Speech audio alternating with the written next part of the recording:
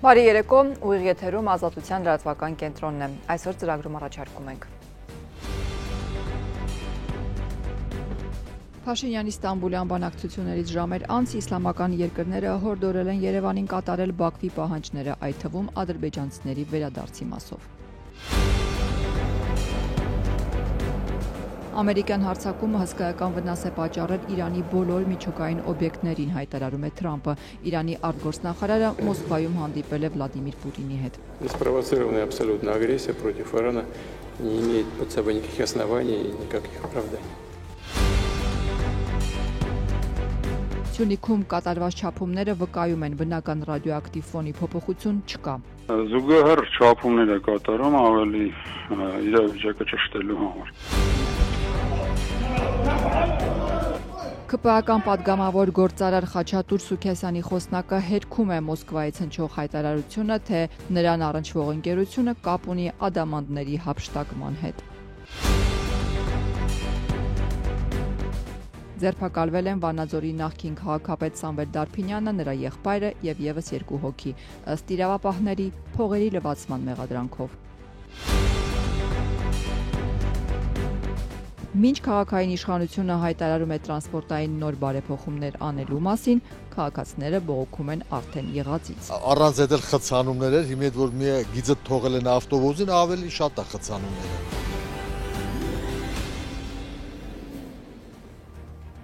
Վարչապետ Փաշինյանի Ստամբուլյան բանակցություններից ժամեր անց իսլամական երկրները հորդորում են Երևանին կատարել Բաքվի պահանջները։ Բաց տեքստով խոսում Ալիևի խոսույթի իմաստ դարձած, այսպես ասած, արևմտյան ադրբեջանցիների վերադարձի մասին։ Այսօր արտաքին գործերի նախարարությունը իր խորը հիասթափությունը հայտնեց իսլամական համագործակցության կազմակերպության նախարարական վերջին համաժողովի շրջանակներում ընդունված Ստամբուլի հռչակագրում եւ Ադրբեջանի նախաձեռնությամբ ներկայացված բանաձևերում տեղ գտած ձևակերպումների վերաբերյալ, դրանք անվանելով խեղաթյուրված եւ ծայրահեղ միակողմանի խորհրդանական ընդդիմությունը այս ամենի տակ մի հստակ ուղերձ է տեսնում։ Անկարան հայ-թուրքական կարգավորումը կապում է բացառապես հայ-ադրբեջանական հարաբերությունների հետ։ Խեղաթյուրված եւ ծայրահեղ միակողմանի Հայաստանի արտգործնախարարությանը խորապես հիասթափեցրել են իսլամական համագործակցության կազմակերպության Ստամբուլի ամփոփիչ հռչակագրի եւ Ադրբեջանի նախաձեռնությամբ ներկայացված բանաձևերի ձևակերպումները։ Ամփոփիչ հռչակագրում ձևակերպված են Հայաստանից ադրբեջանական մի շարք պահանջներ։ Իսլամական երկրները կոչ են անում Երևանին հաղթահարել հայ-ադրբեջանական խաղաղության համաձայնագրի ստորագրմանը խանգարող մնացած իրավական ու քաղաքական խոչընդոտները եւ այդպիսով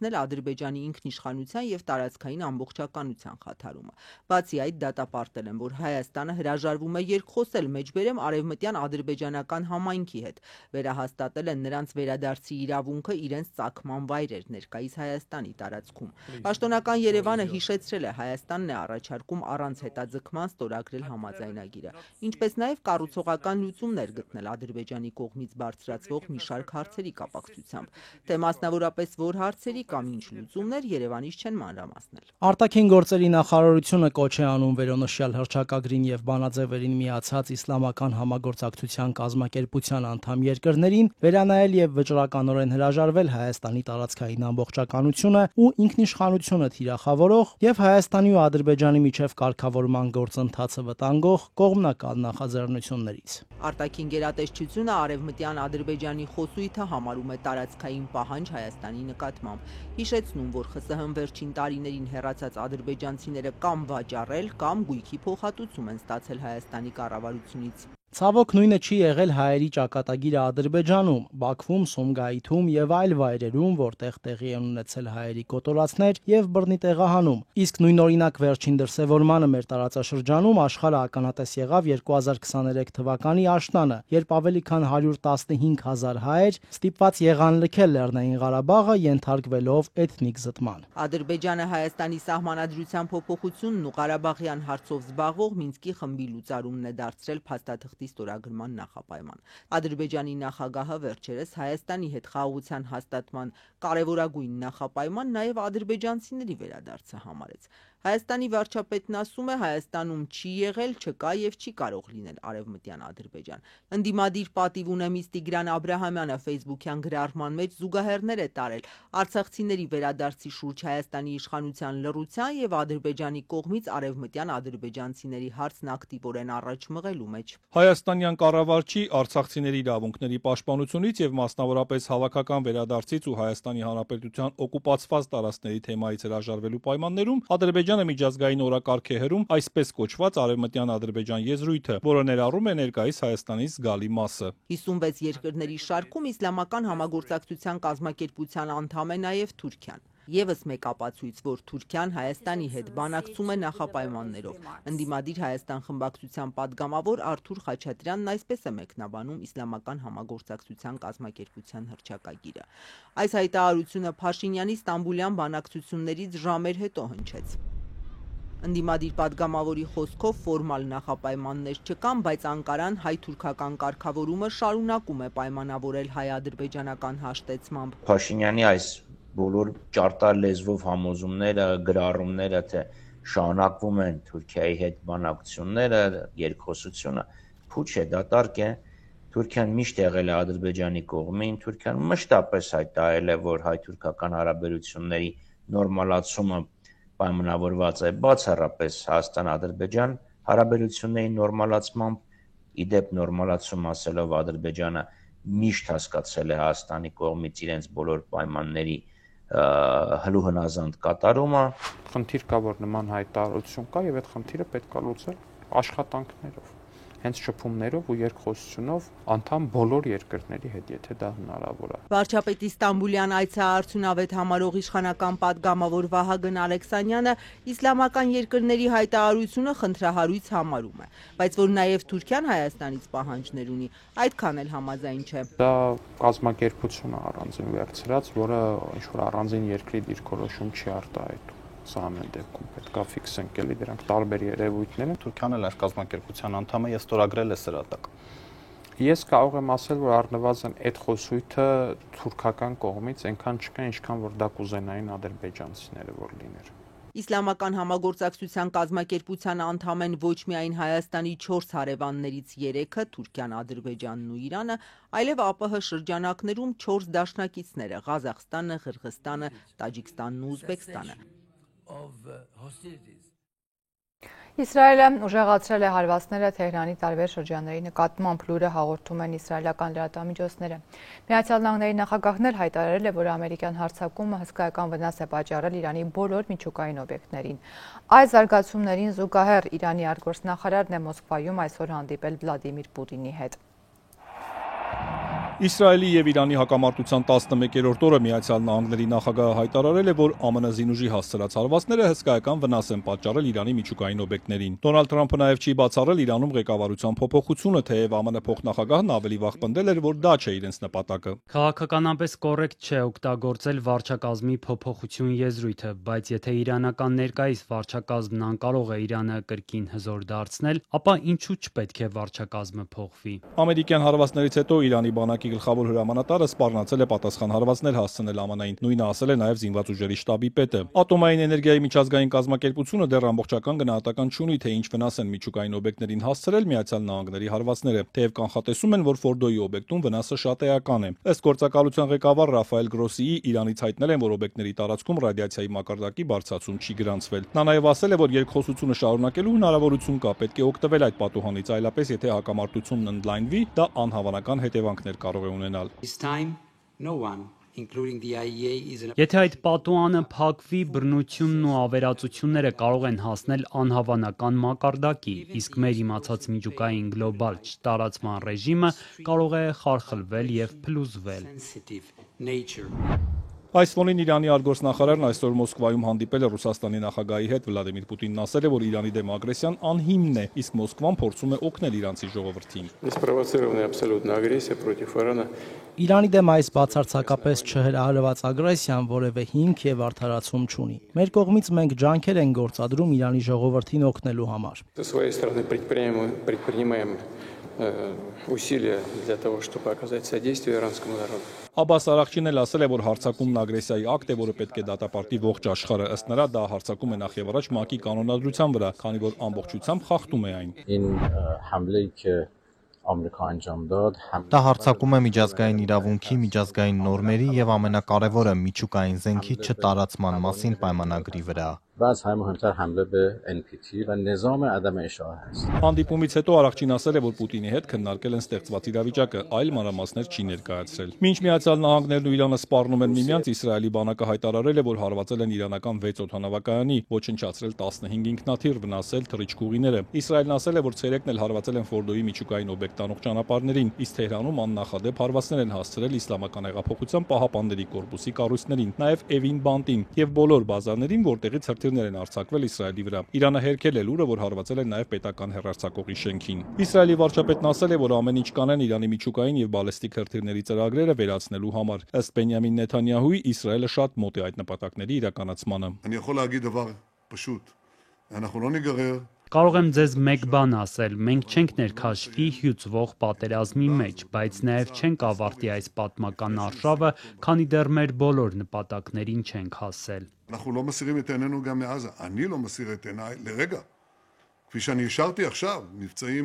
Իրանն իր հերթին հարվածել է Իսրայելի կենտրոնական հատվածներին, տուժածների մասին չի հաղորդվում։ Երեկ Իրանի թեմայով ՄԱԿ-ի անվտանգության խորհրդի նիստ է կայացել։ ՄԱԿ-ի գլխավոր քարտուղարն ասել է, որ Իրանի միջուկային օբյեկտների ռմբակոծությունը վտանգավոր շրջադարձ է։ Անտոնիո Գուտերեշը շեշտել է, պետք է անհապաղ դադարեցնել պատերազմը եւ վերադառնալ միջուկային ծրագրի շուրջ բանակցություններին։ Նրա խոսքով անհրաժեշտ է համապարփակ լուծում, որը կվերականգնի վստահությունը։ United Nations stands ready to support any and all efforts toward a peaceful resolution. Միավորված ազգերի կազմակերպությունը պատրաստ է աջակցել խաղաղ կարգավորմանն ուղղված ցանկացած եւ բոլոր ջանքերին, սակայն խաղաղությունը չի կարող պարտադրվել, այն պետք է ընտրվի։ ՄԱԿ-ում ԱՄՆ փոխդեսպանն ասել է, որ Իրանը երկար ժամանակ գաղտնի է պահել միջուկային զենքի ծրագիրը եւ խոչընդոտել բանակցային վերջին ջանքերին։ Իրանի դեսպանը հերքել է ԱՄՆ բոլոր մեղադրանքները, ըստ Ամիր Սաիդ Իրավանիի միջուկային զենքի չտարածման մասին պայմանագիրը մանիպուլյացիաների միջոցով քաղաքական զենքի է վերածվել։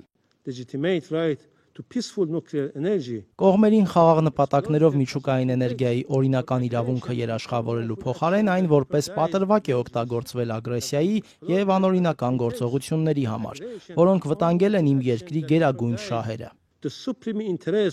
ՄԱԿ-ում Իսրայելի դեսպանն էլ ասել է, որ Իսրայելն ու ԱՄՆ-ն քանիցս փորձել են խնդիրը լուծել դիվանագիտական ճանապարհով, սակայն Իրանը բանակցություններն օգտագործել է ժամանակ շահելու համար, որպեսզի շարունակի իր միջուկային ու հրթիռների ծրագիրը։ Իրանում ընթացող գործընթացներով պայմանավորված Սյունիքում չափումներ են անում հայ մասնագետները։ Միջուկային եւ ռադիացիոն անվտանգության գիտատեխնիկական կենտրոնի տնօրեն Արմեն Ամիրջանյանը Ազատության հետ զրույցում պնդել է, որ Հայաստանում բնական ռադիոակտիվ ֆոնի փոփոխություն չկա։ Հունիսի 20-ից վաղ ահազանգային ճառագայթային մոնիտորինգային համակարգի մշտադիտարկման կայան է տեղադրվել, որ 24 ժամ անդադար չափումների արդյունքներն է ուղարկում։ Մասնագետների պնդմամբ ստացված բոլոր տվյալները նորմայի սահմաններում են։ Եվս ընթացքում ինչ սկսել է այդ պատերազմը, ճառագայթային ֆոնի որևէ փոփոխություն չի նկատվում Հայաստանում։ Այսինքն երեկվա այդ հարվածներից հետո էլ որևէ փոփոխություն չկա։ Այո, այս պահին որևէ փոփոխություն չենք նկատում։ Գործուղել ենք մեր աշխատակիցներին, մեր աշխատակիցների հետ միջուկային կարգավորման կոմիտեի աշխատակիցն է, այժմ Մեղրիում են գտնվում։ Զուգահեռ չափումներ է կատարում ավելի իրավիճակը ճշտելու համար։ Չնայած ասում եմ, Մեղրիում տեղադրվել է ստացիոնար չափման կայան։ Մեղրիում երբ է տեղադրվել, այսինքն այս իրադարձությունների պատճառով եւ ժամանակ է տեղադրվել, թե ավելի շուտ կա։ Այո, քանի որ մոնիտորինգը Հայաստանում հիմնականում կենտրոնացած էր հայկական ատոմակայանի վրա, բայց վերջի դեպքերի արդյունքում որոշում կայացվեց նաև հարավային սահմանում նույնպես ունենալ մոնիտորինգային կայան։ Այժմ այդ կայանը աշխատում է եւ տվյալներից դատելով մենք կարող ենք ասել որևէ ամփ ռադիոակտիվ ամփ չկա, ֆոնային արժեքը որևէ փոփոխություն չի կրել։ Նախորդին Միացյալ Նահանգները հայտարարեց, որ հարվածել է Իրանի 3 միջուկային օբյեկտներին՝ Ֆորդոյում, Նաթանզում և Սպահանում։ ՄԱԿ-ի միջազգային ատոմային էներգիայի գործակալության ղեկավար Ռաֆայել Գրոսին հայտարարել է, որ թեև ստորգետնյա վնասները գնահատելը այս փուլում դեռ հնարավոր չէ, բայց հավանաբար ամերիկյան հարվածները շատ նշանակալի վնաս են հասցրել Իրանի Ֆորդոյի ուրանի հարստացման գործարանի ստորգետնյա տարածքներին։ Իրանական աղբյուրները պնդում են, որ հարստացված ուրանը մինչև հարվածները արդեն իսկ տեղափոխված է եղել Ֆորդոյից։ Հայաստանի արտգործնախարարությունը իդեպ 10 նոր առաջ դատապարտել էր Իսրայելի հարձակումը Իրանի միջուկային և օբյեկտների և ռազմական օբյեկտների վրա։ Երեկվա ամերիկյան հարվածներից հետո որևէ հայտարարություն չի արել։ Ապրի վերլուծական կենտրոնի ավագ փորձագետ Բենյամին Պողոսյանն է գնահատել, ինչով է սա պայմանավորված։ Կա մտահոգություն, որ անկախատեսել է, որ Թրամփը կամ Թրամփի խորհրդականները կարող են նրան տեսեք, օրինակ X երկիրը, այս տարեկան եւ Հայաստանը, քննադատել է քեզ, քննադատել է քո հարվածը, ինչը ոչինչ չի կարող ասել, թե ինչ արձագանք կարող է բերել նախագահի կողմից։ Օրինակ, Թրամփը կարող է ինչ-որ բան գրել կամ ասել, որ եկեք պատժամիջոցներ կիրառենք այս կամ այն պետության նկատմամբ։ Հետևաբար բոլորը ցանկանում են զգուշ մնալ նախագահ Թրամփից։ Իսկ Հայաստանի արձագանքը ընդհանուր այս իրավիճակին Իրանի հետ կապված ինչպես կգնահատեք, այն առումով, որ մինչև հիմա հայտնի չէ անգամ անվտանգության խորհրդի նիստ եղել է, չի եղել։ Դե կարծում եմ, եթե վերցնենք արտգործնախարարության արձագանքը, այսինքն հայտարարությունների եւ այլն, դա adekvat է, սակայն եթե վերցնենք ընդհանուր պետական համակարգի արձագանքը, ապա այստեղ ես չեմ կարծում, որ արձագանքը adekvat է, որովհետեւ եթե նույնիսկ ինչ-որ բաներ արվում են եւ դրա մասին պարզապես տեղեկույթ չի տրվում, ապա դա առնվազն խոսում է ռազմական հաղորդակցության խնդիրների մասին պետական ապարատի։ Իսկ եթե շատ բան չի արվում, ապա կարող ենք ասել, որ ի տարբերություն արտգործնախարարության ընդհանուր պետական ապարատի կամ պետական համակարգի արձագանքը դժվար թե կարելի է գոհացուցիչ համարել։ Եվ վերադառնալով Իրան, գերագույն առաջնորդ Այաթոլլահ Ալի Խամենեին նշանակել է 3 ավագ հոգևորականների, որոնք կփոխարինեն իրեն իր մահվան դեպքում։ Արևմտյան մամուլը գրում է, որ Ալի Խամենեին հիմնականում շփվում է իր հրամանատարների հետ վստահելի օգնականի միջոցով, դադարեցնելով էլեկտրոնային կապը։ Իրանի դեմ հագնացող պատերազմի ֆոնին երկրի գերագույն առաջնորդ Ալի Խամենեին ժառանգորդ է ընտրում իր մահվան պարագայում իշխանության սահուն փոխանցում ապահովելու համար։ Ամերիկյան New York Times-ի տեղեկություններով Խամենեին արդեն թեկնածուներ ունի, որոնք կարող են հավակնել իր պաշտոնի համար։ Պարբերական անուններ չի հայտնում, միայն գրում է, որ այդ ցանկում չկա Խամենեիի որդու Մոջթաբայի անունը, որն անցյալում համարվում էր իր հոր պաշտոնի գլխավոր հավակնորդը։ Մոջթաբան կրոնական գործիչ է, սերտ կապեր ունի Իսլամական հեղափոխության պահապանների կորպուսի հետ և իր հոր կոշտ, ծայրահեղ պահպանողական անզիջում քաղաքական գծի ջատագովներից է։ Ամերիկյան թերթը հղում անելով Իրանի իշխանությունների մոտ կանգնած 3 պաշտոնյայի գրում է, որ պատերազմի բռնկումից հետո Խամենեին բունկերում է թաքնված, մահափորձից զգուշանալով ենթականների հետ շփվում է բացառապես վստահելի օգնականի միջոցով, հրաժարվելով էլեկտրոնային ցանկացած կապի տեսակից։ Ըստ իրանցի անանուն պաշտոնյաների Խամենեին հոգացել է նաև իր օգնականների մահվան դեպքում նրանց փոխարինողների հարցը, ինչը թույլ կտա անխափան շարունակել կապը ռազմական հրամանատարության հետ։ Վերջին օրերին Իրանի մի խումբ բարձրաստիճան պաշտոնյաներ, այդ թվում բանակի ղեկավար կազմի ամենաազդեցիկ ներկայացուցիչներ են աննկատ սպանվել Իսրայելի օդային հարվածների հետևանքով։ Թել Ավիվից պարբերաբար մահվան սպառնալիքներ են հնչում նաև Խամենեիի հասցեին, ում ձեռքում է ավելի քան 3 տասնամյակ կենտրոնացած Իրանի իշխանությունը, օրենսդիր և գործադիր թևերը, զինված ուժերի ղեկավարումը։ Reuters-ը վկայակոչելով Իրանում իր պաշտոնական աղբյուրները ևս հաստատում է,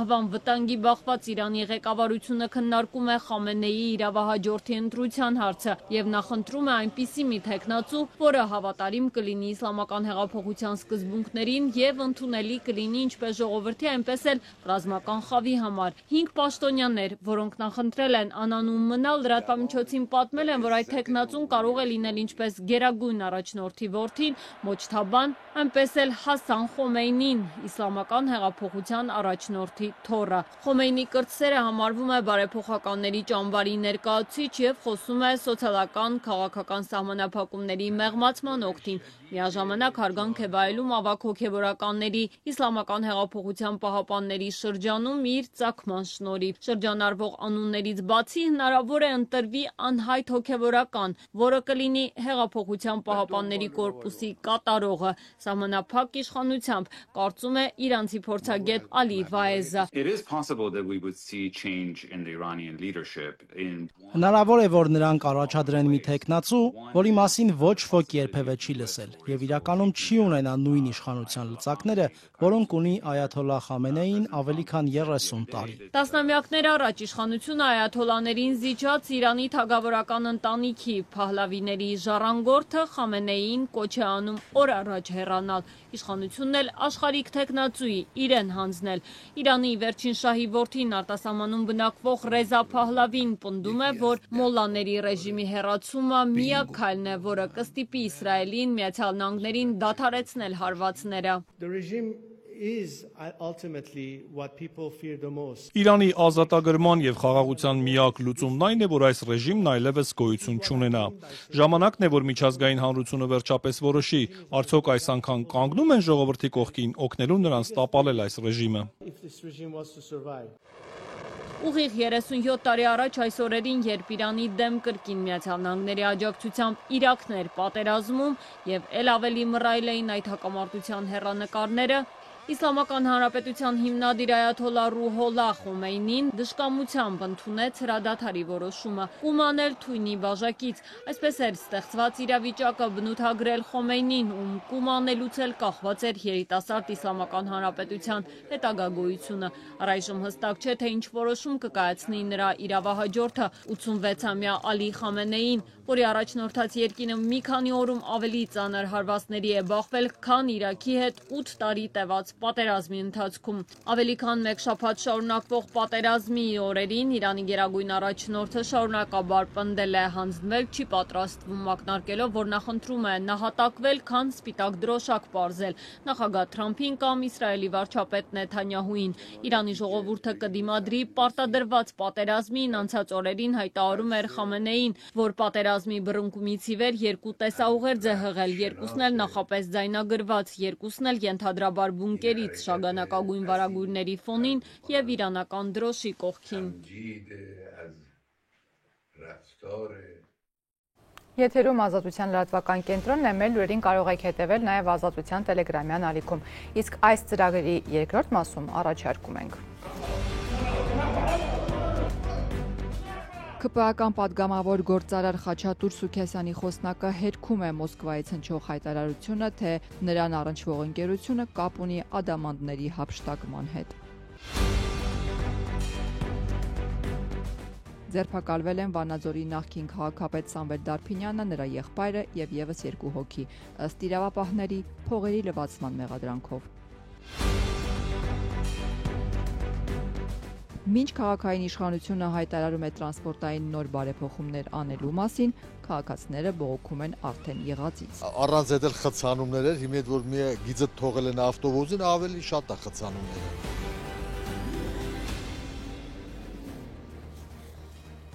Գործարար Սամվել Կարապետյանի փաստաբանները վերաքննիչ դատարան էին դիմել բողոքարկելու կալանքի որոշումը, սակայն այն բանից հետո, երբ իմացան, թե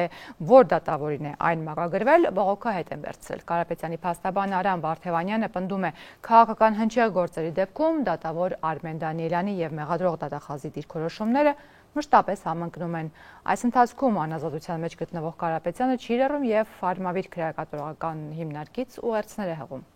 Եկեք սթափնայինք իրավիճակին, երբ դեռևս չկա հարուցված քրեական վարույթ, երբ դեռևս չկա ձերբակալման որոշում, գործադիր իշխանության ղեկավարը ուղիղ խոստումներ է ներկայացնում փաստացի քրեական հետապնդման վերաբերյալ, փաստացի պատժի վերաբերյալ, փաստացի հարկադրանքի վերաբերյալ, արդյոք դա չի հանգեցնում նրան, որ ի սկզբանե ինչ խոստում տրվեց իդեպ Facebook-ի միջոցով, այն ի կատարածվեց անթերի ճակերտներում, քանի որ քննիչը, դատախազը եւ դատավորը օրը այս 3 ատյանները ապահովեցին այն, ինչ գրվել էր Facebook-ում։ Ի սկզբանե ազդարարվեց, որ պետք է նախաձեռնվի քաղաքական հետապնդում եւ այն ի կատարածվեց։ Սամվել Կարապետյանին կալանավորել են նրա համար, որ ասում են ինքը կարող է խոչընդոտել տեսանյութին, որը կրիչի վրա զննված հանդիսանում է քննիչի աշխատասենյակի անբաժանելի մասը։ Ասում են կարող է միջամտել դրան։ Եվ այստեղ կրկին հարց է առաջանում. ինչու կալանք առաջին։ Ինչու նման ինտենսիվ սահմանափակումներ, ինչու նման աբսուրդ քրեական հետապնդում ընդհանրապես, որը իրավունքի հետ առնչություն չունի։ Իդեպ քննիչն էլ է ասում, Սամվել Կարապետյանի ոչ պատշաճ վարքագծի վերաբերյալ փաստական տվյալ չունենք, կանխատեսում ենք ուղղակի դա։ Հիշեցնենք, որ Սամվել Կարապետյանն բանտում հայտնվեց հայ առաքելական եկեղեցին պաշտպաներուց հետո։ Իշխանական պատգամավոր Խաչատուր Սուքեսյանի խոսնակը հերքում է Ռուսաստանի անվտանգության դաշնային ծառայության հայտարարությունը,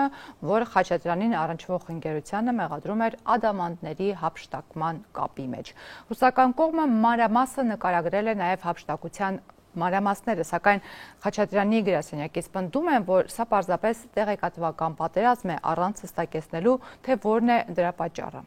Ռուսաստանի անվտանգության դաշնային ծառայության փոխանցմամբ Ալրոսայից հափշտակված ադամանդը տեղափոխվել է հենց այստեղ, ADM ընկերություն, որի շահառուն FSB-ի պնդմամբ իշխանական պատգամավոր Խաչատուր Սուքեսյանն է։ Խաչատուր Սուքեսյանը որևէ կապ չունի եւ չի ունեցել ադամանդների բիզնեսով զբաղվող կազմակերպության հետ, վստահեցնում է իշխանական պատգամավոր Խաչատուր Սուքեսյանի խոսնակ Աննա Մկրտչյանը, հերքելով Ռուսաստանի անվտանգության դաշնային ծառայության այսօր տարածած հաղորդագրությունը։ FSB-ն այսօր տեղեկացրեց, որ բացահայտվել է ադամանդների մաքսանենգության դեպք, որը կազմակերպել են Հայաստանի քաղաքացիներ Բաղիկյան եղբայրները, որոնք ԱԴԾ-ի փոխանցմամբ միջազգային հետախուզման մեջ են։ Ըստ անվտանգության դաշնային ծառայության ադամանդ արդյունահանող ռուսական առաջատար Ալրոսա ընկերությունից գողացված ադամանդները տեղափոխվել են Հայաստան։ Գողացված ադամանդները ուղարկվել են Հայաստան, ADM Diamond SPԸ, որի շահառուն հայազգի գործարար եւ պատգամավոր Սուքեսյան Խաչատուրն է։ Պնդելով, որ ռուսական կողմի այս հայտարարությունը ամբողջությամբ հորինվածք է եւ Սուքեսյանների ընտանիքը ոչ մի առնչություն չունի ադամանդի գործարանի հետ, ԿՊ-ական պատգամավորի խոսնակը նշում է, թե Խաչատուր Սուքեսյանին ուղղակի տեղեկատվական պատերազմ է հայտարարվել։ Սա նախորդ ապատեղեկատվության շարունակությունն է, թե իբր Խաչատուր Սուքեսյանը հեծը գնում է թուրքերին վաճառելու համար։ Ձեռագիրը նույնն է, կարծում եմ նմանատիպ լուրեր էլի կլինեն։ Կարելի է ասել տեղեկատվական պատերազմ է հայտարարվել, դարձյալ կրկնում եմ այս լուրը ապատեղեկատվությունը։ Թե ինչու FSB-ն հենց Խաչատուր Սուքեսյանի դեմ պետք է տեղեկատվական պատերազմ սկսի, պնդելով, որ ադամանդի այդ գործանի շահառուն հայազգի պատգամավորն է, պարզ չէ։ Ադամանդագործությունը առաջին կատարածքներում ֆանտաստիկ զարգանալու է Հայաստանի Հանրապետությունում։ Դեռևս 2019-ին ադամանդի վերամշակմամբ զբաղվող այս գործարանի բացմանը մասնակցում էր նաև Խաչատուր Սուքեսյանը։ Հետքի աչքից չէր վրիպել, որ այն ժամանակ Սուքեսյանը լրատվամիջոցների հետ զրույցում բավականին տեղեկացված էր գործարանի աշխատանքներից, պատվերներից, անգամ ապագա ծրագրերից։ Արտակը Բաղիկյան կասի, որ արդեն պատվեր կա, կարծեմ շատ բարձր պատվեր կա, անգամներ ավել քան այս տարվա իրեն շրջանառությունն է եւ արդեն պետք է շատ արագ ամսի 5-ից սկսեն մարտիկ ընդունել աշխատանքի, որպեսզի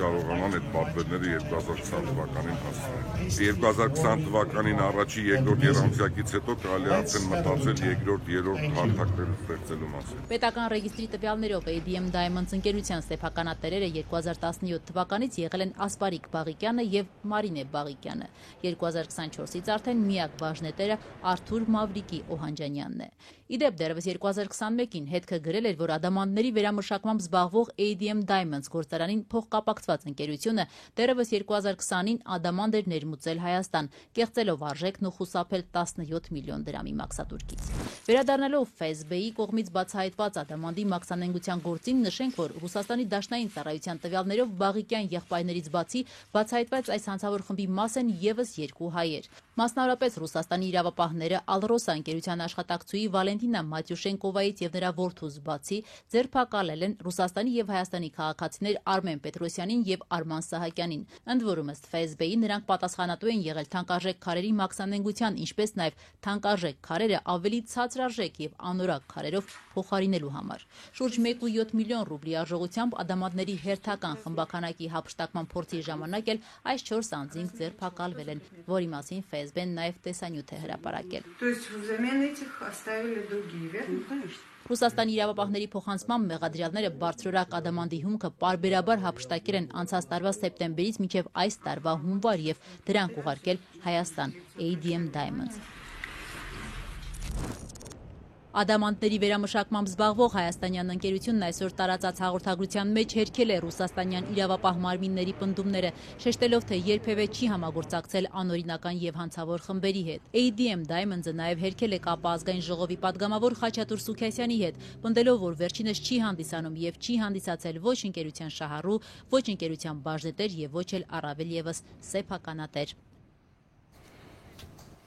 Քննչական կոմիտեն Վանաձորի նախկին քաղաքապետ Սամվել Դարփինյանին, նրա եղբորն ու եւս երկու հոգու կալանավորելու միջնորդություն է ներկայացրել դատարան։ Նրանք ձերբակալվել էին այսօր ավելի վաղ, մեղադրվում են առանձնապես խոշոր չափերով փողերի լվացման համար։ Ազատության տեղեկություններով Դարփինյանը եղբայրներից բացի մյուս երկու ձերբակալվածները նրանց ընտանիքին պատկանող շինարարական ընկերության աշխատակիցներ են։ Ենթադրվում է, որ փողերի լվացումը առնչվում է հենց նրանց շինարարական կազմակերպություններին, որոնք անցած տարիներին Լոռու մարզում ակտիվորեն մասնակցել են պետական եւ համանքային միջոցներով տեղի ունեցող շինարարական մրցույթներին եւ մի քանի միլիարդ դրամի շինարարություն իրականացրել, այդ թվում համայնքային եւ միջպետական ավտոճանապարհներ, մանկապարտեզներ, դպրոցներ։ Նրա փաստաբանի հետ այսօր այդպես էլ հնարավոր չեղավ կապ հաստատել, պարզ չէ նախկին համայնքապետը ընդունում է իրեն վերագրվող մեղադրանքը, թե ոչ։ 2018-ի հեղափոխությունից հետո 17 տարի Վանաձորը ղեկավարած Սամվել Դարփինյանի նկատմամբ բազմաթիվ քրեական գործեր հարուցվեցին, սակայն որևէ մեկով նա պատիժ չկրեց։ Դրանց մի մասը իրենց նախաքննության ընթացքում են կարճվել, մի մասն էլ դատարանում վաղեմությունն անցնելու հիմքով։ Անցած հոկտեմբերին դատախազությունը ապօրինի գույքի բռնագանձման հայց ներկայացրեց դատարան, որը ընթացքի մեջ է։ Քննչականից ազատությանը հայտնեցին նաև, որ այս քրեական վարույթը նախաձեռնվել է 3 ամիս առաջ, այլ մանրամասներ չեն բացահայտում։ Վարչապետ Փաշինյանի Գարեգին II կաթողիկոսից ազատվելու ծրագիրը գրառումներով չավարտվեց։ Փաշինյանը 2 շաբաթ առաջ էր հայտարարել, համակարգող խորհուրդ է ձևավորում կաթողիկոսին փոխելու համար։ Այսօր արդեն իր թիմից հաստատում են, դիմումներ են ստանում, ավելին վստահեցնում, որ գործը գլուխ կբերվի։ Նկատենք, որ մինչև այժմ Մայր Աթոռի հոգևորականներից որևէ մեկը վարչապետին աջակցող կամ կաթողիկոսի դեմ հրապարակային հայտարարություն չի արել։ Վեհարանը վեհափարից ազատելու վարչապետ Փաշինյանի ձեռնարկած օպերացիան ակտիվ փուլ է մտել։ Այսօր քաղաքացիական պայմանագիր կուսակցության վարչության փոխնախագահը ազատության տաղավարում հայտարարեց, որ բազմաթիվ դիմումներ կան։ Շատ բազմաթիվ մարդիկ են դիմել այնտեղ ընդգրկվելու համար ու գիտեմ, որ այս պահին վարչապետը, եթե չեմ սխալվում, գուցե սխալվեմ, բայց հանդիպումներ է ունենում նրանց հետ։ Նիկոլ Փաշինյանը 2 շաբաթ առաջ ազդարարել էր համակարգող խորհուրդ է ձևավորում կաթողիկոսին փոխելու համար։ Առաջին 10 հոգուն անձամբ կընտրի մեջբերում հոգու աչքով։ Վարչապետն ինքը չափորոշիչներ է սահմանել, թե ովքեր կարող են դիմել։ Ամբողջ հոգով Հիսուսին հավատացողներ, ամենօր աղոթողներ եւ այլն։ Փաշինյանն ու թիմակիցները վստահ են հոգևորականներից շատերն են սատարում այս գործընթացին, հատկապես ամուսնացյալ քահանաները։ Ամուսնացյալ նորմալ կարգով ամուսնացյալ ազնիվ մարդով ուղղակի չի խաբել, կեղծ երթում չի կերել, նա չի կարող այդ աստիճանակարգային բարելավում ունենա։ Մինչև այժմ Մայր Աթոռի հոգևորականներից որևէ մեկը վարչապետին աջակցող ու կաթողիկոսի դեմ հրապարակային հայտարարություն չի արել։ Վահագն Ալեքսանյանի պնդմամբ ամուսնացյալ քահանաների շրջանում կա աջակցություն։ Սատարումը պիտի տեսնեք նաև նրանց լռության մեջ։ Չեն լռում եւ շատ ակտիվ գործունեություն են սկսել կաթողիկոսի որոշմամբ նախկինում կարգալույց եղած հոգևորականները։ Շատ մոտ ժամանակներում դուք ինքներդ կտեսնաք, թե ինչ քայլեր են ձեռնարկելու ներսի հոգևոր դասի ներկայացուցիչները, ովքեր որ անմիջապես Հայաստանում ծառայության մեջ են այսօր։ Տեր Սահակ Քահանա Գալստյան ներկայացող այս քաղաքացին, որ ըստ Մայր Աթոռի զրկված է հոգևորական կարգից, վստահ է քահանաների 90%-ը ոտքի է կանգնելու։ Իսկ այն կարգալույց եղած հոգևորականները, որ կուսակրոնության ուխտը պահել են կարգից զրկվելուց հետո անգամ, թող անպայման դիմեն վարչապետին որպես կաթողիկոսի թեկնածու։ Ովքեր որ ցանկություն ունեն ողջեն եւ ցանկություն ունեն ետ վերադառնալ, ես կխնդրեմ անպայման նրանք կապվեն Նիկոլ Փաշինյանին գրելով իր էլեկտրոնային հասցեին։ Կտրիչ Ներսիսյանը լրիվ մերկ է, չբլախ է նա։ Որովհետեւ խեղճ ու կրակ, ողորմելի, թշվառականի պես կանգնել էր այնտեղ։ Ոչ ոք չի կարող դնել ուրիշ հիմք քանդրված այն հիմքը, որ Հիսուս Քրիստոսն է։ Կիրակի հայ առաքելական եկեղեցին Սուրբ Էջմիածնի տոններ նշում։ Մայր տաճարում ամենայն հայոց կաթողիկոսը պատարակ մատուցեց։ Ինչ կասի հետո Կարեգին II-ն իր պատգամում շատերն էին սպասում։ Նիկոլ Փաշինյանը նորից հարցեր ուներ, ոչ տոնական։ Այսօրվա քարոզը լավ առիթ է, որ կտրիչ Ներսիսյանը հանրությանը ներկայացնի իր տիկնոջը եւ զավակին։ Պարզաբանի, թե իրեն հայտնի պոռնկացումներից հետո ինչու է Սամվել Խաչատրյանին պահում վեղարի տակ։ Բացահայտի մոմի վաճառքի շահույթը ինչպես է բաշխվում Կարոյի եւ Եզրասի միջև։ 50-50 թե այլ տրամաբանությամբ։ Բարձրաձայնի որքան է կազմել այդ շահույթը 2024 թվականին։ Վարչապետի ոչ մի ակնկալիք չարդարացավ վեհափառը տեղի ունեցողը հասարակությունը պառակտելու ցավալի գործողություններ որակեց։ Իշխանությունների կողմից սանձազերծված հակաեկեղեցական արշավը լրջագույն սպառնալիք է ազգային մեր միաբանությանը, մեր երկրի ներքին կայունությանը եւ ուղիղ հարված հայոց պետականությանը։ Օրեր առաջ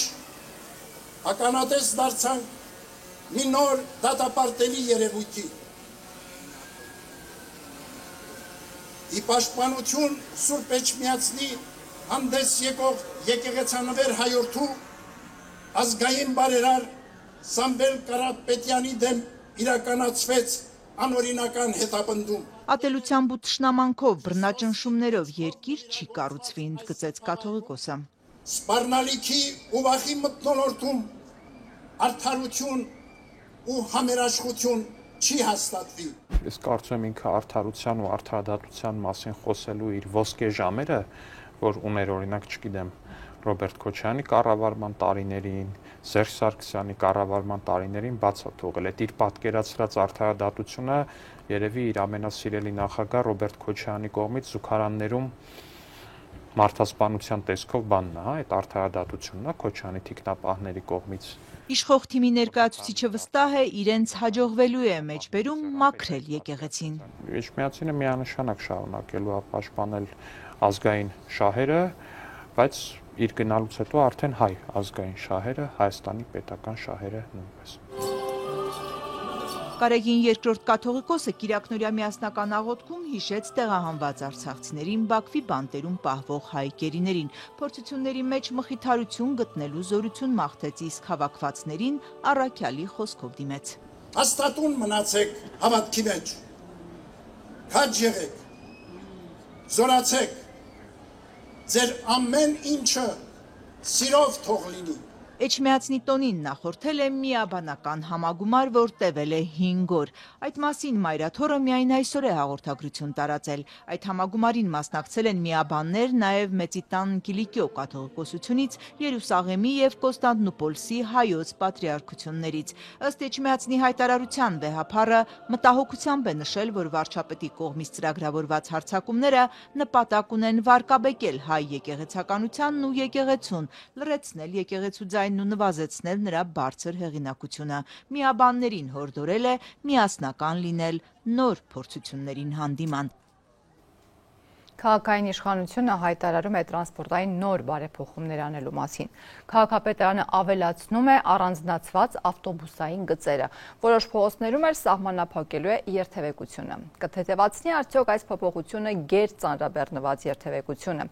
Երևանցիների մի մասը Ազատության հետ զրույցում մեղմ ասած վստահ չէր։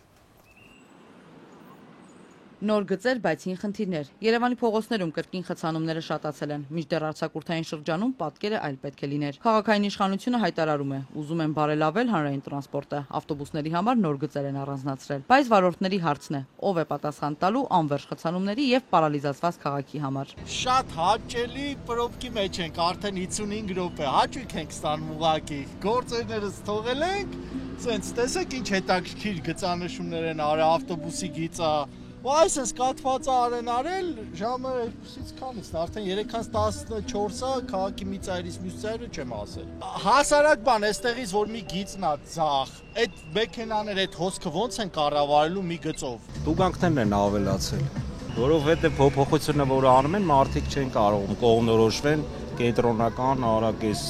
օրինակ էսա կանի հոգի հիմա տուգանք ա մուծելու արդեն։ Առաջ երկու գծով էին հազիվանցնում, հիմա դուք պատկերացնում եք դրա համար այս վիճակն է։ Ճանապարհը շատ նեղ է, դժվարացել է, առանց այդ խցանումներ էր, հիմա որ մի գիծը թողել են ավտոբուսին, ավելի շատ է խցանումները։ Կարող է երկու անգամ փոխի չանցնես, 15 րոպե, 20 րոպե, այսպես։ Ինչքան էլ փոխեն ծանրաբեռնված է, մեքենաները շատ են, ինչքան էլ փոխեն, չփոխեն,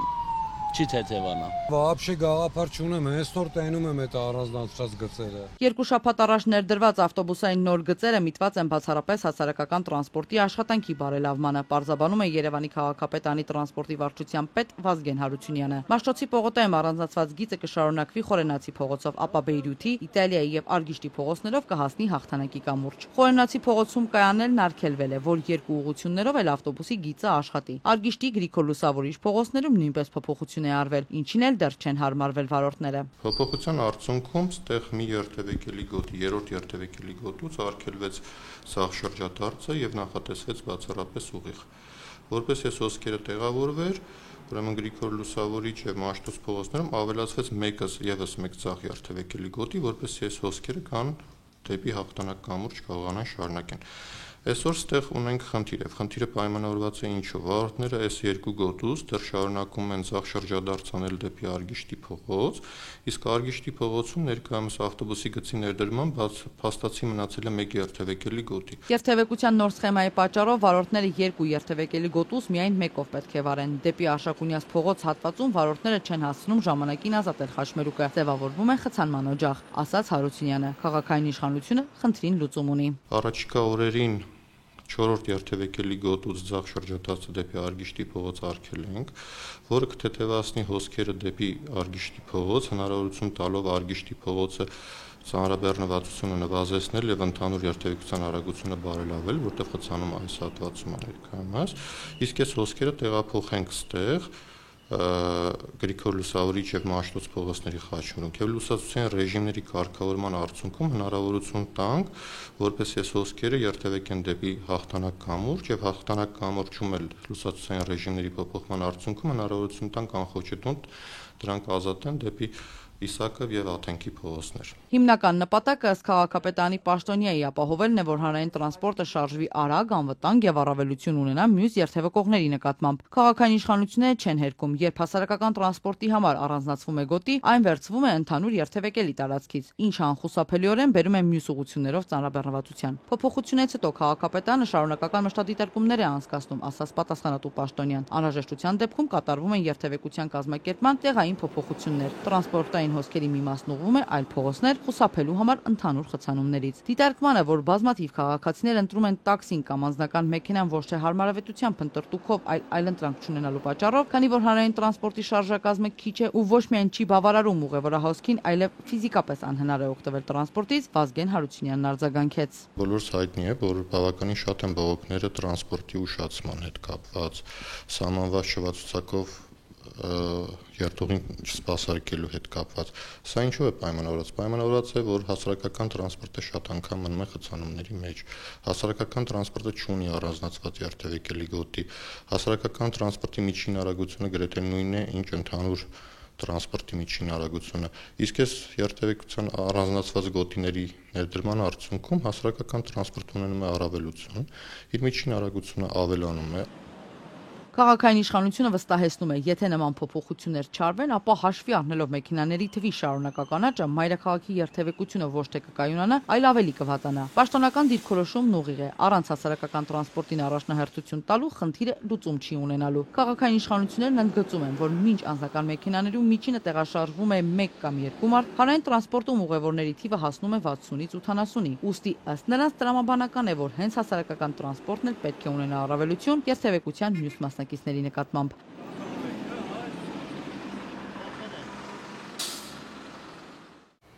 Էկոնոմիկայի նախարար Գևորգ Պապոյանն ու ՊԵԿ նախագահ Էդուարդ Հակոբյանը Թբիլիսի այցի շրջանակում հանդիպել են Վրաստանի առաջին փոխվարչապետի, շրջակա միջավայրի նախարարի, ինչպես նաև պետական եկամուտների ծառայության ղեկավարի հետ։ Պայմանավորվածություն է ձեռք բերվել Վրաստանի Գեզիմաքսային տերմինալից այսօր բաց թողնել հայկական կոնյակով բեռնված 55 բեռնատար ավտոմեքենա։